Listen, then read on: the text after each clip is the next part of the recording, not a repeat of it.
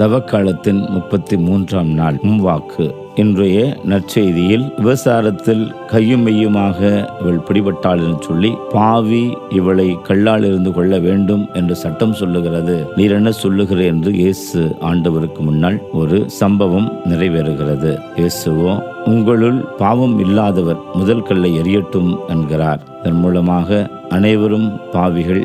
ஆகவே சற்று நாம் இரக்கத்தோடு இதை அணுகுவோம் என்று சொல்லி அவர் இரக்கம் காட்ட துணிகிறார். சட்டம் என்பது இரண்டாம் பட்சமாக இருக்கட்டும் என்று சொல்லி பாவி மனம் மாறுதல் என்பதுதான் முக்கியம் என்பதை வலியுறுத்தி அனைவருமே பாவிகள், அனைவருமே ஆத்ம சோதனைக்கு உட்பட்டு முதலில் நம்மை நாம் பார்த்து கொள்ள வேண்டும் என்று சொல்லி எல்லாருக்குமான செய்தியை சொல்லுகிறவர் அப்பெண்ணின் பக்கம் திரும்பி இனி பாவம் செய்யாதீர் என்று அனுப்புகிற போது பாவிகள் மனம் திரும்ப வேண்டும்.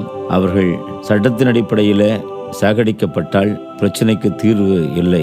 ஆனால் அதே நேரத்தில் மனம் திரும்புகிற போது கடவுள் கொடுக்கிற ஒரு புதிய வாழ்வை அவர்கள் பெற்றுக்கொள்ளுகிறார்கள் என்று தனது பேரிரக்கத்தை வெளிப்படுத்துகிற ஆண்டவர் இயேசு புதிய வாழ்வுக்கான அச்சாரத்தை அங்கு அவர் எடுத்துரைக்கிறார். இன்று நம்முடைய வாழ்வில் பிறர் மீது சுமைகளை அல்லது குற்றங்களை சுமத்துவதற்கு தயாராக இருக்கிற நாம் அவர்கள் மீண்டு வாழ்வதற்கு என்ன முயற்சிகளை மேற்கொள்ளுகிறோம் என்று யோசித்து பார்க்கவும்.